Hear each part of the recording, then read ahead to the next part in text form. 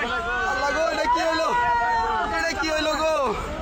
এখন আমার না কে রামনে রাগো, আল্লাহ গো, সব মরে গেছে গা।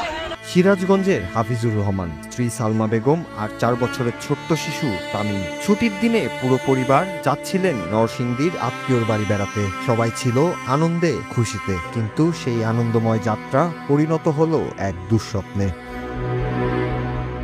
শুক্রবার সকাল 8:30টার দিকে গাজীপুরের কালীগঞ্জ টঙ্গী নরসিংদী আঞ্চলিক সড়কের দেওপাড়া চত্বরে ঘটে ভয়াবহ সড়ক দুর্ঘটনা।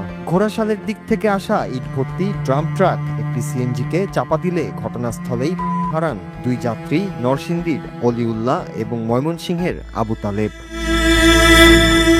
হাফিজুর সালমা দম্পতি সে সময় আহত হন। ছোট্ট তামিমকে দ্রুত হাসপাতালে নেওয়া হলেও শেষ পর্যন্ত মৃত্যুর কাছে হার মানতে হয় এই নিষ্পাপ শিশুকে। এক মুহূর্তেই ভেঙে চুরমার হয়ে যায় একটি পরিবারের সব স্বপ্ন।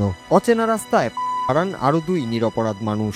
ভয়াবহ এই দুর্ঘটনায় হারান মোট 3 জন, আর আহত হন আরো 2 জন।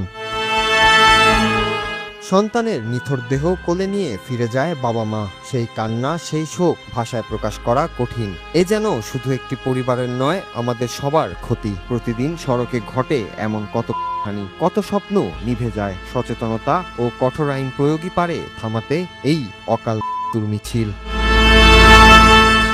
নূর Raju, Bangla TV news desk.